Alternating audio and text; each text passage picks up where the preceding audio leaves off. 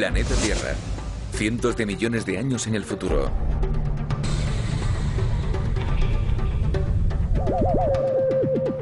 Exploradores intergalácticos regresan al planeta que fue su hogar en busca de restos de antiguas civilizaciones. Han encontrado un planeta que ya casi ni reconocen. Atrás quedaron los continentes que conocemos en la actualidad. En su lugar encuentran una gigante masa de tierra con inmensas cadenas montañosas. Un impresionante panorama de nieve y glaciares. Las antaño prósperas metrópolis han desaparecido. Unos pocos restos deteriorados es lo que queda, aplastados y profundamente enterrados bajo toneladas de rocas. ¿Podrá ser esta nuestra futura visión de la Tierra? Ciencia al Desnudo se pregunta qué fuerzas pudieron crear un mundo tan inhóspito y desolador. Investigaremos cómo la descomunal fuerza de los continentes a la deriva configura y moldea nuestro planeta en un interminable ciclo de construcción y destrucción.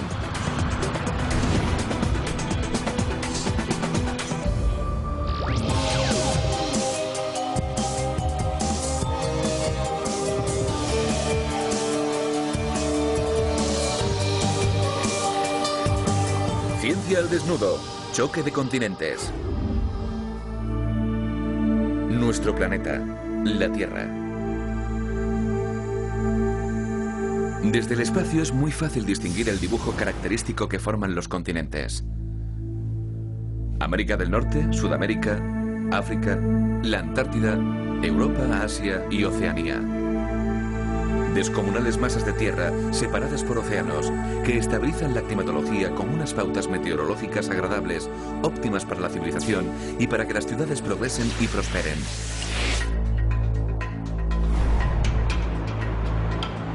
Ahora imaginen nuestro planeta arrasado por vientos huracanados, sujeto a temperaturas extremas, heladas de consideración, olas de calor y sequías.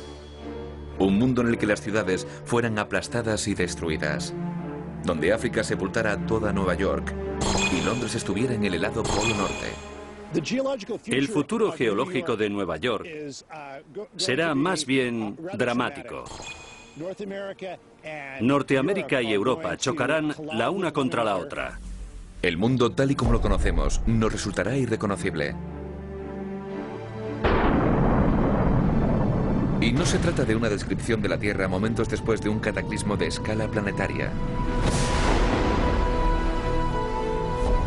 Es como la naturaleza va a ir modelando nuestro planeta dentro de muchos millones de años. Esta increíble alteración es solo parte de un ciclo natural que lleva diseñando la Tierra desde los últimos 4.000 millones de años. Y seguirá siendo así hasta que finalmente el Sol destruya su superficie de una vez para siempre. Puede que en la actualidad los continentes nos parezcan sólidos, seguros y asentados para siempre en la misma posición. Pero no son ninguna de las tres cosas. Estas grandes masas de tierra están en continuo movimiento. Aceleremos los últimos miles de millones de años y podremos ver cómo los continentes navegan por el planeta. Poderosas fuerzas en el interior del planeta dividen los continentes y luego vuelven a unirlos en un ciclo constante de muerte y vuelta a la vida. Los océanos desaparecen, las montañas se hunden y vuelven a surgir. Las masas terrestres se van remodelando constantemente. La deriva de los continentes es la fuerza más poderosa del planeta. Cuando estudiamos la historia de la Tierra, vemos que está llena de cambios. El cambio forma parte de la naturaleza. Esta metamorfosis continúa en la actualidad y seguirá continuando en el futuro.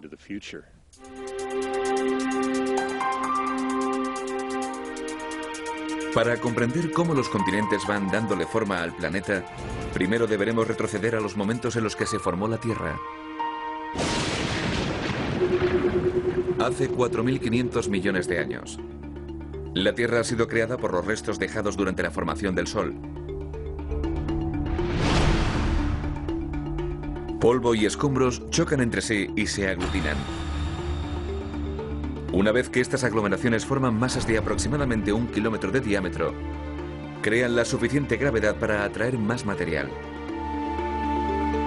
Poco a poco estas acumulaciones crecieron hasta formar unos 20 planetas. Conforme estos planetas iban orbitando alrededor del Sol, empezaron a colisionar entre ellos. Una colisión con el planeta Deia, que dio lugar a la Luna, destruyó la superficie de la Tierra. La energía resultante hizo que la Tierra estuviera excesivamente caliente. A unos 6.000 grados de temperatura, 7 o más veces más caliente que un horno crematorio. La Tierra es una inmensa bola de lava incandescente. Era un infierno primigenio. Miles de asteroides y cometas bombardeaban nuestro planeta. Pero en lo más profundo del mismo, empezaba un proceso que concluiría en la primera masa terrestre. Los elementos más pesados, plomo y níquel, se hundían hacia el centro de la Tierra para formar su núcleo de metal fundido. Los más ligeros, incluidos el oxígeno y el silicio, ascendieron hacia la superficie, entre la roca fundida que arrojaban los volcanes. Poco a poco, la superficie de la Tierra se iba enfriando. La lava se solidificaba formando segmentos de corteza terrestre, las semillas de los primeros continentes. Pero a pesar de haberse creado la primera masa terrestre, se avecinaba una batalla por la supervivencia. La Tierra estaba siendo bombardeada por un gran número de asteroides ya desde el principio. Recibir estos gigantescos impactos dio lugar a cambios importantes. El profesor de geología Sam Bowring es un experto en la creación de la Tierra y en la génesis de los continentes. Ya el hecho de existir una corteza desde el principio es un asunto interesante. Creo que ya estaba en la Tierra desde sus primeros tiempos. La duda era cuánto tiempo aguantaría indemne. Cuando la Tierra estaba siendo constantemente bombardeada por los asteroides, las posibilidades de conservar cualquier trozo de corteza eran muy bajas.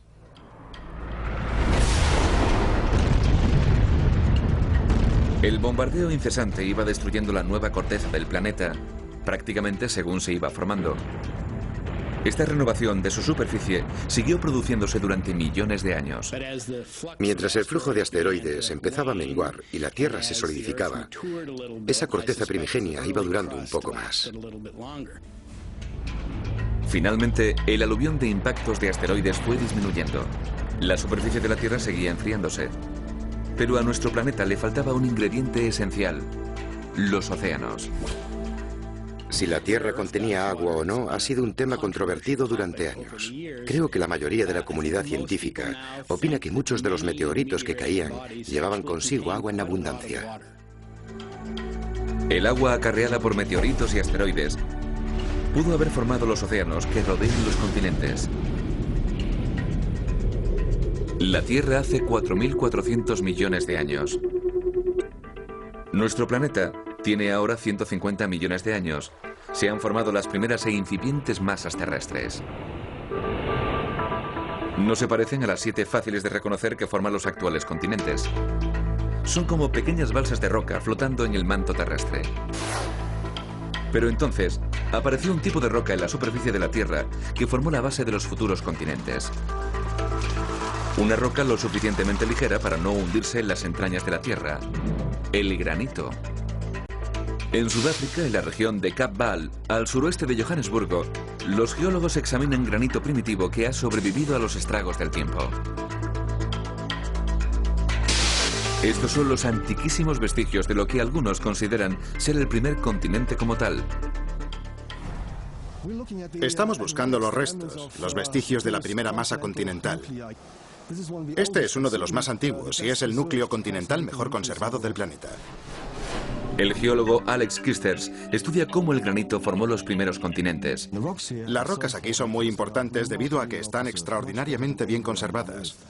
Mucho mejor que en cualquier parte de la Tierra, si estudiamos los procesos que tuvieron que ver con la formación de estas rocas de la corteza. Kisters está recogiendo muestras para datar la edad del granito. Estamos barrenando hasta el corazón de la roca, sacamos la muestra y la enviamos para que la analicen luego en el laboratorio. Datar rocas es un proceso complejo porque en largos periodos de tiempo los minerales pueden haberse disgregado y haber formado nuevas rocas. Los científicos buscan un componente rocoso que es lo suficientemente resistente para soportar los rigores del tiempo. Su nombre es circonio, un cristal que se forma cuando la roca interior fundida se solidifica. Incluso si la roca es destruida, el circonio tiene la capacidad de sobrevivir.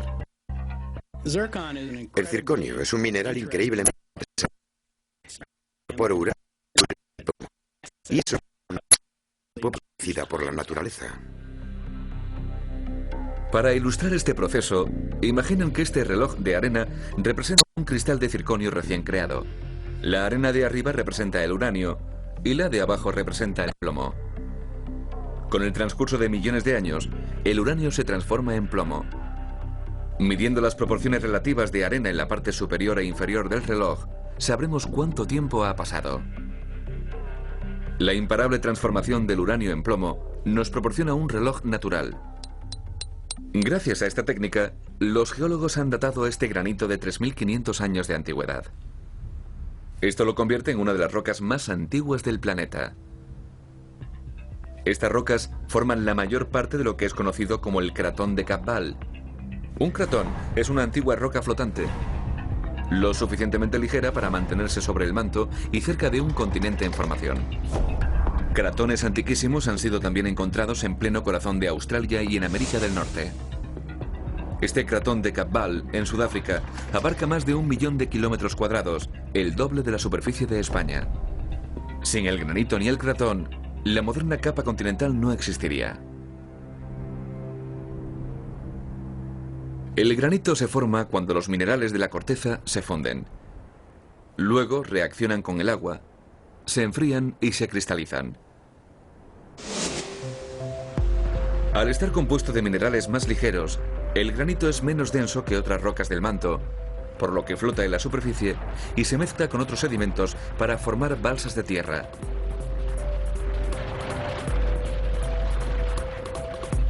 El cratón de Cabval no está compuesto únicamente de granito. Las rocas más antiguas de aquí es esta lava de almohada, a la vista a lo largo del río Komati. Se formaron hace 3.500 millones de años, cuando la lava emergió de un volcán submarino. Al contacto con el agua, la lava inmediatamente adquirió una corteza sólida, que se agrietó y de la cual salía lava en forma esférica o almohadas. Estas rocas se encuentran entre las más antiguas que conocemos. Básicamente son idénticas a la lava almohada que se ve en erupciones submarinas recientes, como por ejemplo en Hawái. La lava almohada de Komati se originó en el lecho marino, pero fue emergiendo del mar hasta formar parte del continente. ¿Pero de dónde procedía el granito? Para crearlo, era precisa la mezcla necesaria de minerales. Una nueva teoría sugiere que los mismos seres vivos pudieron añadir los ingredientes que faltaban. Puede parecer una idea descabellada, pero hay pruebas de que algunos de los organismos que realizaban la fotosíntesis aparecieron al mismo tiempo que los continentes empezaron a formarse, hace 3.800 millones de años. Algunos científicos sugieren que los primeros organismos, tales como las bacterias, contribuyeron a la fragmentación de las rocas que emergían a la corteza terrestre. Durante cientos de miles de años, estas rocas se descompusieron en nuevos minerales que se iban hundiendo en el manto. Muy por debajo de la superficie, se fundieron y formaron magma granítico. El magma ascendió hasta los protocontinentes, se enfrió y formó gigantescas plataformas de granito. Ya estabilizado, el cratón comenzó a crecer, formando los nuevos continentes originarios. Pero los cratones no son el único factor que influye. Otras fuerzas poderosas se hacen notar desde lo más profundo del planeta. Fuerzas que tienen la capacidad de disgregar masas terrestres o provocar su colisión, cambiando para siempre la superficie del planeta.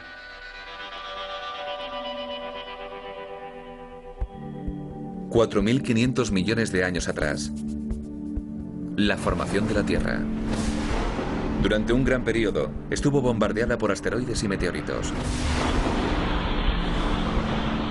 Poco a poco, el planeta incandescente se fue enfriando y se formaron pequeñas masas terrestres alrededor de cratones de roca granítica.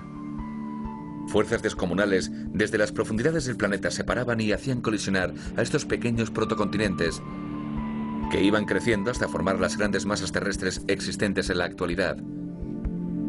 La superficie de la Tierra, la corteza, está formada por una especie de puzzle de piezas gigantes llamada placas tectónicas.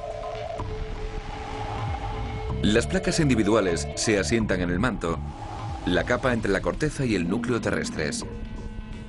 Aunque el manto está compuesto de rocas, el calor y la presión interior implican que es lo suficientemente flexible para permitir a las placas superiores desplazarse varios centímetros cada año. La teoría de la deriva de los continentes fue probada por vez primera en 1912, gracias al científico alemán Alfred Wegener. Se percató de que se habían descubierto los mismos fósiles en dos continentes bien distantes entre sí. El paleontólogo y profesor Mark McMenamin del Mount Holyoke College de Massachusetts es un experto en localizaciones de fósiles. Wegener afirmaba que un organismo de agua dulce no pudo atravesar un océano salino. Por tanto, si se han encontrado fósiles idénticos de criaturas de agua dulce o también terrestres en dos continentes que están a gran distancia, se supone que alguna vez estuvieron unidos. Identificando fósiles de diferentes lugares, los científicos pueden trazar un mapa de los continentes que estuvieron unidos en el pasado. La distribución de los fósiles nos dirá dónde fueron depositados y cómo los continentes se fueron yuxtaponiendo. Los fósiles idénticos, existentes en partes muy dispersas del mundo, explican que los continentes se han desplazado. Cuando propuso por vez primera su teoría de la deriva continental, Wegener fue objeto de burla. La idea de que los continentes podían moverse era considerada ridícula. El problema era que no sabían que los continentes se desplazaban.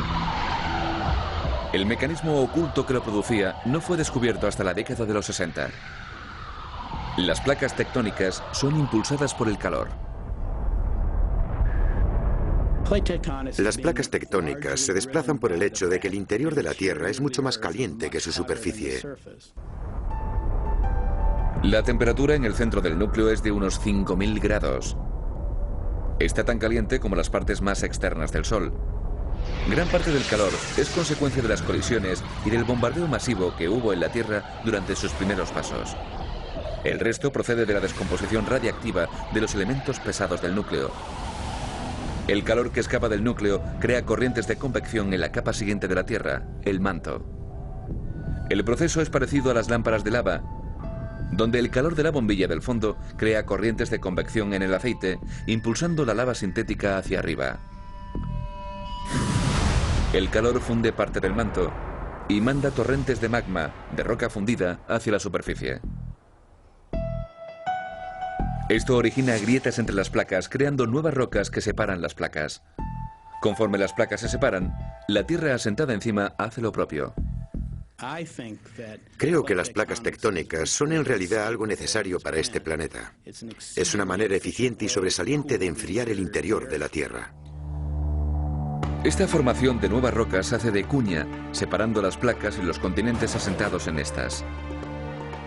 En la actualidad, la mayor parte de estas nuevas rocas se forman bajo el mar, creando extensas cadenas montañosas volcánicas interconectadas que se extienden a lo largo de todos los principales océanos del mundo. Una de ellas la podemos ver en el fondo del Océano Atlántico, paralela a la cordillera centroatlántica. Recorre unos 20.000 kilómetros desde la Antártida hasta el Ártico. Sale a la superficie en algunos puntos. Islandia se originó con lava volcánica, aflorando en la conjunción entre la placa norteamericana y la euroasiática. Es uno de los pocos lugares de la Tierra en los que uno puede ser testigo de la separación de dos continentes. Estamos contemplando estructuras geológicas. Es como un gran libro abierto de geología. Aquí es donde se fabrica la corteza terrestre. Pál Einarsson, profesor de geofísica en la Universidad de Reykjavik, está haciendo un seguimiento de esta cordillera centrooceánica en la que las placas se están separando. El tramo en Islandia tiene casi una anchura de 5 kilómetros. En un lado está la placa norteamericana, en el otro la euroasiática. La plataforma tectónica crece a medida que se van formando nuevas rocas en su centro, separando a Norteamérica y a Europa a ambos lados. El océano Atlántico se ensancha y sendos continentes se van alejando. Con el tiempo, el Atlántico llegará a ser igual de grande que el Pacífico. Para medir la rapidez con la que se separan, Einarson recurre a sistemas de lectura de posicionamiento global en puntos específicos a lo largo del margen de las placas. Pondremos la antena en el punto más alto y así podremos calcular la posición exacta de este lugar del planeta con respecto al centro de la Tierra.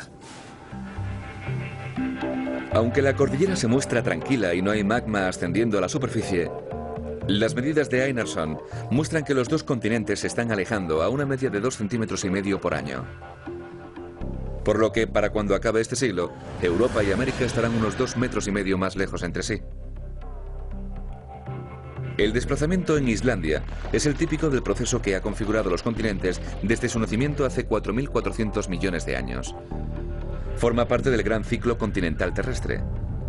La nueva corteza que se crea en la cordillera centrooceánica se desplaza, se enfría y con el tiempo se hunde bajo la Tierra. Cuando se formaron los primeros protocontinentes, existían varias placas tectónicas interconectadas chocando constantemente y con violencia las unas contra otras, haciendo aflorar nuevos materiales a la Tierra. En la actualidad, la Tierra tiene más de una docena de placas tectónicas, algunas colisionando entre sí y otras separándose. Tiene la suficiente fuerza para desplazar un continente del tamaño de América del Norte unos 5.000 kilómetros a lo largo de 200 millones de años, es decir, 24 kilómetros cada millón de años. La Tierra hace 3.400 millones de años. Las placas tectónicas empujan a los continentes hasta agruparlos. Se juntan hasta formar extensiones terrestres mucho mayores. Los científicos debaten si los cratones combinados con otros cratones formaron un supercontinente, una colosal y continua extensión de tierra. Se llamaba Valvara. Los científicos no saben con certeza su tamaño o forma original. Se basan en los pocos restos que quedan en el cratón de Sudáfrica. Pues Valvara tenía los días contados.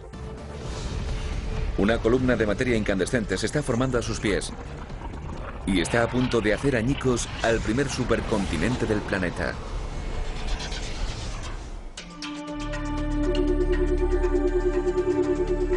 Hace 2.700 millones de años, Valvara, la primera gran masa continental del globo, sigue preponderando sobre el planeta. Sin embargo, las placas tectónicas, impulsadas desde el núcleo del planeta, están a punto de producir su escisión. La roca es un buen aislante.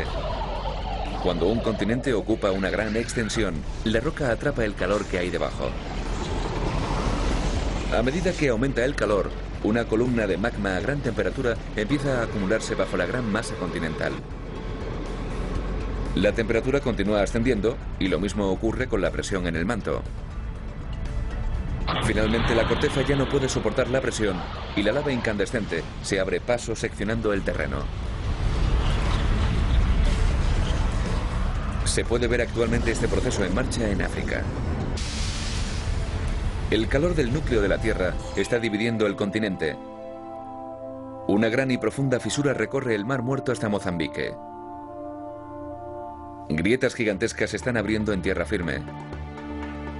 Volcanes como el Kilimanjaro marcan los puntos donde en el pasado afloró roca fundida a la superficie. En cuestión de 10 millones de años, la mitad oriental del continente se habrá extendido. La lava incandescente atrapada bajo el gigantesco supercontinente de Valvara finalmente salió expelida a través de las rocas de la superficie. El continente se fragmentó en bloques más pequeños. Estos fragmentos de tierra vagaban por todo el planeta. Sin embargo, nadie sabe qué fue de ellos o qué aspecto tendría el planeta en aquel entonces. La Tierra estaba entrando en sus años oscuros. Tenía solo 2.500 millones de años de antigüedad. Tendrían que pasar unos 1.000 millones de años para que se formara otro supercontinente. Parece ser que la Tierra experimenta un ciclo infernal de destrucción y resurgimiento. La teoría de la deriva continental sugiere que la Tierra pasa por fases cíclicas de dispersión y posterior choque entre continentes. Los continentes parecen separarse entre sí y luego chocarán entre ellos en quizás un periodo de tiempo de cientos de millones de años o más. Cuando un gran continente se divide, los segmentos que se separan se van alejando unos de otros, empujados por la erupción de nuevos materiales en los bordes de las placas tectónicas. Debido a que el planeta tiene una superficie constante, la cantidad de tierra que se va creando es la misma que debe ser absorbida. Este proceso tiene lugar en las zonas de subducción, donde confluyen las placas tectónicas. En las zonas de subducción, la tierra se hunde en el manto, donde es fundida para formar nueva roca. Cuando una placa se zambulle bajo la corteza, da lugar al acercamiento de dos segmentos de tierra. Al colisionar, empieza la formación de un nuevo supercontinente. Estamos a 1100 millones de años atrás. Y se ha formado el siguiente supercontinente conocido. Su nombre es Rodinia y alberga casi toda la roca continental de la superficie del planeta. Aún nadie sabe con certeza cómo sería su aspecto, pero su parte central lo compone una masa de tierra que con el tiempo daría lugar a Norteamérica. 350 millones de años después, el ciclo de aniquilación y creación empieza de nuevo cuando el calor acumulado bajo la superficie de la Tierra convierte en pedazos a Rodinia. Cuando Rodinia se divide, forma varios continentes más pequeños que se irán separando durante millones de años, hasta juntarse de nuevo y formar Gondwana, un nuevo supercontinente en el hemisferio sur. Finalmente, y tras varios cientos de millones de años, Gondwana poco a poco empieza a dividirse. Las placas tectónicas vuelven a agrupar la Tierra para crear el último supercontinente del planeta. Es una descomunal masa de tierra conocida como Pangea, toda la Tierra en griego clásico. Todos los continentes que conocemos en la actualidad la conformaban. Los geólogos han sido capaces de trazar la posición relativa de los continentes porque hace 350 millones de años existían numerosas especies en la Tierra, cada cual viviendo en regiones distintas. El fósil que aquí tenemos es el primer trilobites que fue descrito como tal en Estados Unidos. Es justamente el mismo tipo de trilobites que ha aparecido en el otro lado del Océano Atlántico, al norte de África. Por tanto, sabemos que los trilobites del Viejo y del Nuevo Mundo tuvieron que haber estado en espacios muy cercanos porque no difieren mucho entre sí. Los registros fósiles muestran que Norteamérica y Europa llegaron a estar unidos. La tierra sobre la cual se asienta Nueva York estuvo próxima a Marruecos. El Océano Atlántico entonces no existía. La costa este de Sudamérica reposaba sobre la costa occidental de África, mientras que Australia, India y la Antártida estaban unidas en la parte sudeste del continente negro. Hace 250 millones de años, el planeta sería un mundo con criaturas a cuatro patas, que fueron progresivamente migrando de una parte de esa masa continental a otra. La Pangea era una gigantesca masa de tierra interminable. No solo hizo al mundo parecer muy diferente, sino que también tuvo un efecto dramático en la climatología. Cuando gran parte de la Tierra está localizada lejos del mar, el clima del interior cambia radicalmente de una estación a otra. Se torna muy caluroso en verano y extremadamente frío en invierno.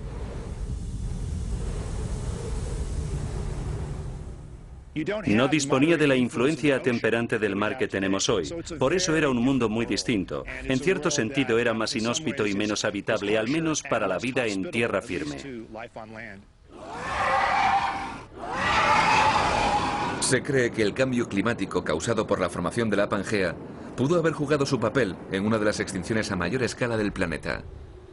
Este acontecimiento, conocido como la extinción en masa del Permo-Triásico, aniquiló el 90% de la vida en la Tierra. Se la denomina la madre de todas las extinciones en masa. Opino que la formación de la Pangea, con sus efectos perniciosos en el clima, pudo haber sido un factor importante, por supuesto, pero no la sola causa de esta extinción masiva. Hace 250 millones de años, el supercontinente de la Pangea empezó a separarse. Los continentes que conocemos en la actualidad empezaron a cobrar forma. Durante las siguientes decenas de millones de años, Sudamérica se va extendiendo de África. América del Norte de Europa. Australia hace lo propio respecto a la Antártida, dirigiéndose al norte, a climas más cálidos. Las posiciones de nuestros continentes empiezan a ser familiares, aunque no tanto sus elementos más distinguibles. Las cadenas montañosas más extensas del planeta, los Alpes y el Himalaya, y las grandes depresiones, como el Gran Cañón del Colorado, aún no se han formado. Surgirían en una de las mayores batallas de la naturaleza, la resultante del choque de continentes.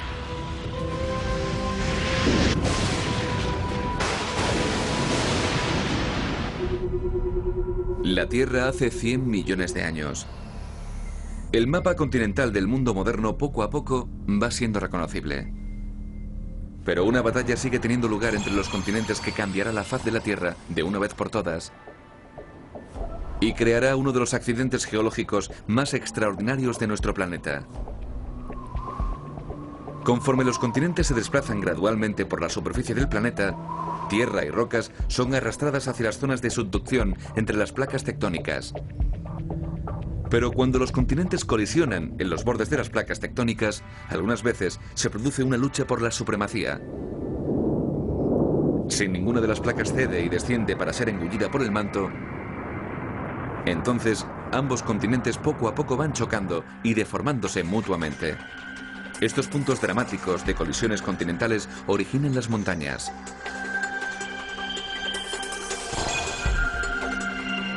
Los Alpes, la mayor cadena montañosa de Europa. Con más altura que las montañas rocosas, los Alpes empiezan desde Francia en el oeste y pasando por Italia, Suiza y Austria, terminan en Eslovenia en el este. Su formación es el resultado directo de la colisión continental entre África y Europa. La historia de los Alpes comienza cuando la placa africana se desgajó de la sudamericana. Entonces empezó a desplazarse hacia Europa. Sin el movimiento tectónico no hubiera habido montaña alguna en nuestro planeta. El profesor Gerard Stanley, de la Universidad de Lausana, estudia el proceso que originó los Alpes. Las placas africana y euroasiática empezaron a aproximarse, atrapando entre ellas a una tercera placa, la ibérica. Las tres placas entrechocaron. La placa euroasiática se introdujo en el manto, parando en seco la placa ibérica. El mar de Tetis empezó a cerrarse. Conforme la placa euroasiática avanzaba bajo la placa africana, iba a desplazar el lecho del mar de Tetis y parte de la placa ibérica 1000 kilómetros hacia el norte, levantando la altura del terreno miles de metros. Las rocas que empezaron su existencia en el fondo del mar terminaron en las cumbres de los Alpes. Es fascinante suponer que cuando uno está en lo más alto del monte Cervino, en realidad está pisando la parte más elevada de África. Para los geólogos, África termina en los Alpes. Durante los 100 millones de años siguientes, los continentes continuaron aplastándose. Nuevas cadenas montañosas se fueron formando por todo el planeta. La mayor de todas, el Himalaya, se formó cuando la placa india, en su desplazamiento hacia el norte, embistió contra la placa euroasiática. Avanza 5 centímetros cada año, ocupando el primer puesto en poder de colisión. El movimiento de la placa india provoca el choque de estos dos grandes continentes y crea uno de los accidentes geográficos más elevados jamás existidos en la Tierra. El increíble poder de la deriva continental no solo levanta montañas, sino que también esculpe una de las orografías más fáciles de distinguir: el Gran Cañón, en Arizona. El Gran Cañón es una gran cicatriz en la superficie de la Tierra. El geólogo Ron Blakey lleva más de 30 años estudiando el cañón. Es un lugar excepcional en el planeta para contemplarlo de cerca. El Gran Cañón tiene 450 kilómetros de largo y consigue abarcar los 29 de ancho. Llega a alcanzar una profundidad de 1,5 kilómetros.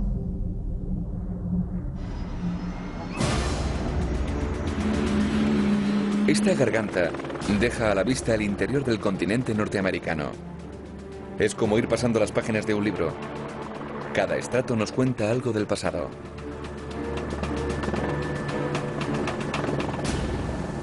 Uno de los elementos más obvios del Gran Cañón es que conforme recorremos sus paredes, es como ir viajando a través de una máquina del tiempo. Cada estrato de roca revela la historia geológica de Norteamérica. Desde el momento actual hasta hace 2000 millones de años. A mayor profundidad, más antiguas son las rocas. Estudiando los estratos, Blakey puede recomponer la historia del cañón. Ha encontrado una de las pruebas más interesantes en lo más alto. Fósiles de criaturas oceánicas. ¡Wow! Hemos acertado con este lecho marino. Lo que aquí vemos es un ejemplo extraordinario del periodo pérmico. La información más relevante que nos da respecto al Gran Cañón es que esta zona tuvo que estar próxima al fondo del mar cuando estas rocas se formaron. Ahora este borde del cañón está a 2000 metros sobre el nivel del mar. Por tanto, algo tuvo que suceder. O bien que el mar descendió esos 2000 metros, cosa poco probable, o que el terreno se elevó dicha altura. Creemos que fue lo segundo. Hace 250 millones de años, el cañón empezó a formarse como consecuencia de la colisión entre las placas del Pacífico y la norteamericana. Colisionaron con tal fuerza que el lecho marino de la placa norteamericana se elevó más de 3 kilómetros. Lo que en su día fue un lecho marino se fue elevando a lo largo de 15 millones de años hasta formar una vasta meseta muy por encima del nivel del mar.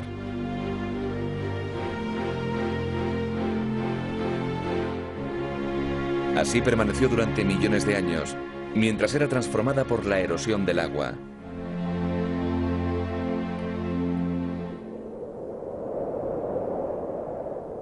Hace 6 millones de años, a varios cientos de kilómetros al sur del cañón, los movimientos tectónicos abrieron el Golfo de California al océano. Por primera vez, los pequeños riachuelos de las montañas rocosas podían desembocar en el mar. Se trataba de una corriente que nacía a 4000 metros de altura en las montañas rocosas y erosionaba todo a su paso, como por ejemplo el Gran Cañón, que sufriría el efecto de su cincel. Estos riachuelos confluyeron y formaron lo que más tarde se llamaría el río Colorado. Va carcomiendo el terreno en su fluir hasta el Golfo de California.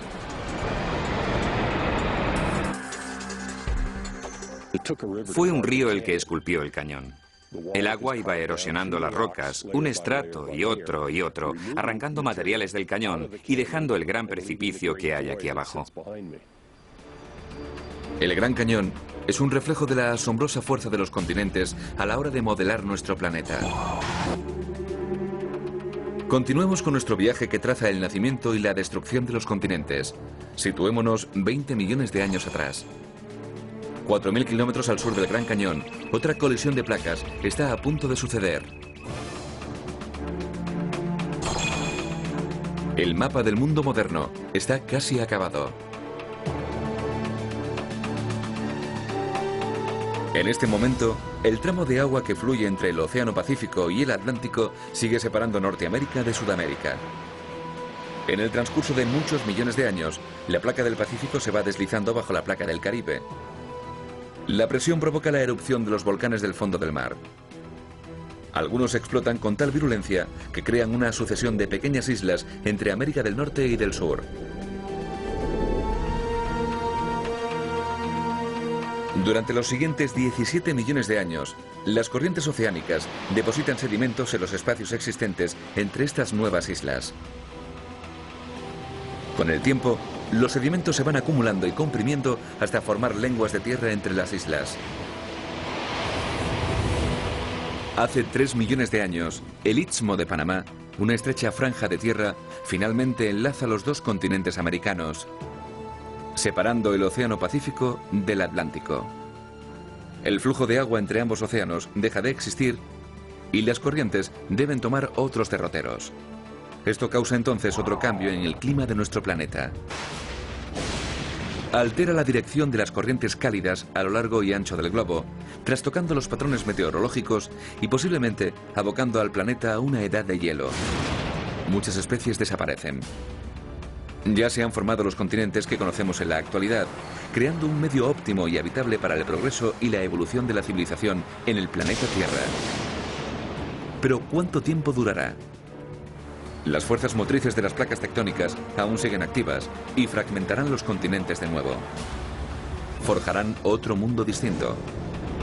Un medio que puede desencadenar otra extinción en masa y llevar a la humanidad hasta el borde de la aniquilación.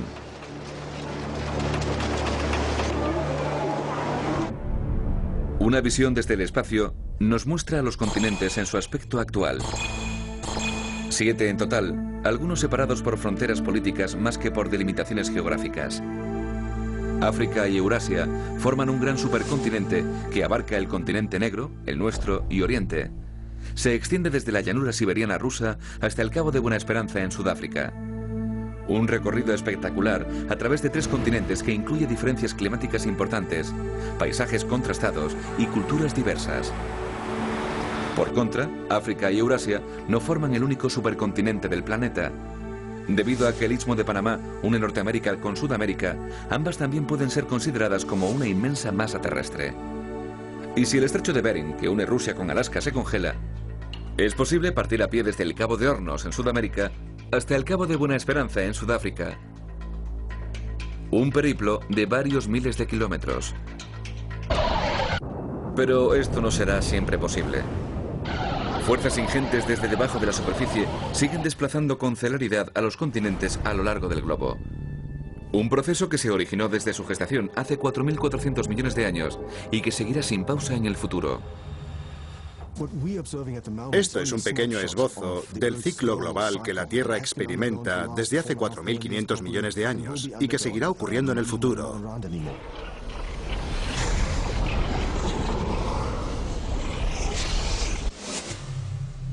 El ciclo continental planetario tiene otro impacto en nuestro mundo. Causa muchos desastres naturales. La tectónica de las placas crea puntos de presión que originan erupciones volcánicas. A medida que los continentes se separan, la inestabilidad entre los límites de las placas causa terremotos que siembran el caos en comunidades enteras. Este acaecido el 8 de octubre de 2005 en la región pakistaní de Cachemira se cobró unas 75.000 vidas y dejó a 3 millones de personas sin hogar. Y el efecto estruendoso de la subducción de las placas bajo la corteza origina unas olas devastadoras. El gran tsunami de Indonesia de 2004 es solo una demostración de la terrible fuerza que desencadena el corrimiento de las placas. Estos desastres naturales forman parte del ciclo de los continentes y seguirán ocurriendo. El movimiento tectónico es algo natural e inevitable. En California seguirá habiendo grandes terremotos que provocarán daños de consideración y muertes.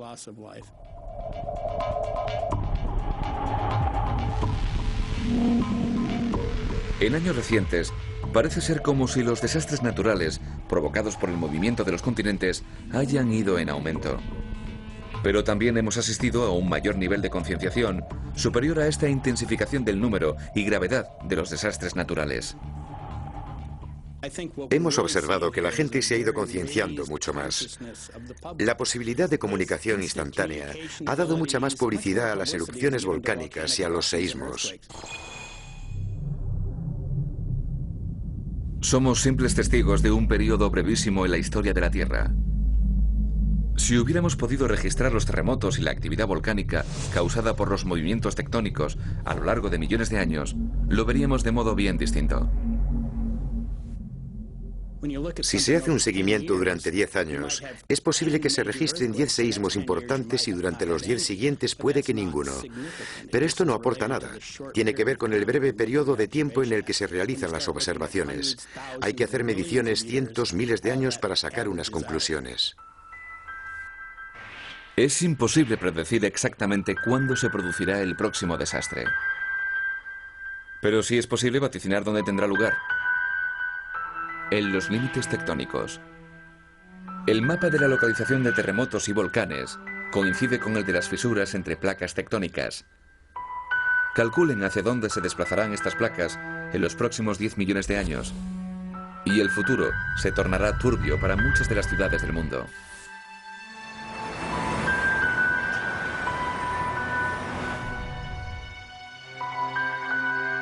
¿Cómo será el aspecto del planeta en el futuro? Dentro de 50 millones de años, el océano Atlántico se habrá ensanchado mucho más, alejando aún más Nueva York del norte de África. Mientras que en el hemisferio sur, Australia se dará de bruces con el sudeste asiático. Y en Europa, África se dirigirá hacia el norte, cerrando el mar Mediterráneo. Se formará una nueva cadena montañosa donde antes estuvieron Italia y Grecia. Conocidas como las montañas mediterráneas, serán tan altas como las del Himalaya y abarcarán España, Europa septentrional, todo Oriente Medio, hasta llegar a Asia. Dentro de 100 millones de años, el poder de los movimientos continentales volverá a la superficie de la Tierra irreconocible. El océano Atlántico seguirá expandiéndose, pero se habrá formado una zona de subducción a lo largo de su línea costera occidental. Las primeras señales se pueden ver hoy día en el Caribe, en la fosa de Puerto Rico.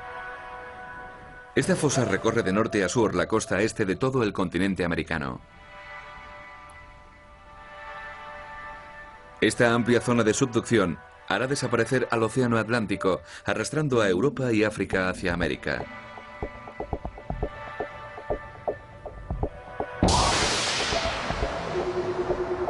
Dentro de 250 millones de años, los exploradores intergalácticos retornarán a su antiguo planeta y encontrarán un mundo muy diferente al que les habían mostrado. Ya no existirán los 7 continentes, sino una gigantesca masa que contendrá la mayor parte de la tierra del planeta. Posiblemente encuentre un mundo yermo y helado. Los exploradores buscarán los restos de nuestras actuales ciudades, pero cuando Europa y América colisionen, todas las ciudades a lo largo de la línea costera habrán sido paulatinamente destruidas. El futuro geológico de ciudades como Nueva York será más bien catastrófico. A largo plazo, Nueva York será un punto de colisión continental. América del Norte y Europa chocarán entre sí y harán surgir una cantidad determinada de rocas que se irán plegando en los lugares en los que coincidan ambos continentes. Nueva York y sus ciudades vecinas serán aplastadas y sepultadas bajo la superficie, dejando nada más que unos pocos restos. En el futuro, los geólogos serán capaces de encontrar restos de la ciudad de Nueva York enterrados entre las mismas rocas, desde edificios a botellas de plástico, automóviles viejos, etc. Todo esto formará parte del elenco de fósiles y será reconocible para los futuros geólogos que tengan muy claro lo que están buscando.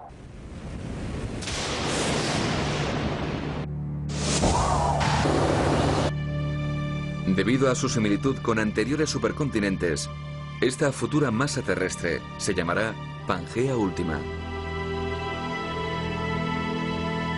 Casi todos los segmentos terrestres de la Tierra se unirán.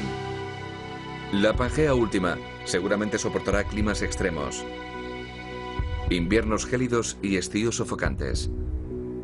Esta meteorología letal podrá tener efectos devastadores en toda la vida de la Tierra. Las consecuencias sobre la raza humana provocan especulaciones interesantes. Es obvio que la disposición de los continentes con el tiempo afectará al clima de la Tierra y que a su vez tendrá repercusión en los organismos que bien sobrevivirán o se extinguirán. Puede ser uno de los factores en las futuras extinciones en masa. El mundo actual se encamina lentamente hacia su propia destrucción. Los procesos que modelan la superficie de la Tierra serán siempre los mismos. Tendremos movimientos sísmicos, erupciones volcánicas, tsunamis o huracanes, sin importar que el ser humano habite el planeta o no. La Tierra seguirá siempre aquí, supongo, y las placas tectónicas continuarán desplazándose dentro de cientos de millones de años. La cuestión es si los humanos seguirán aquí para contarlo o no. Pero incluso la Pangea Última puede que no sea el final de la historia. Las fuerzas que la crearon pueden disgregarla igualmente, empezando de nuevo el ciclo de destrucción y de vuelta a la vida. Pero para entonces, las consecuencias del choque de continentes pueden haber sido definitivas para nuestra especie. Con nuestras ciudades destruidas y un clima severo, puede que ya hayamos abandonado nuestro planeta para así buscar un lugar más seguro.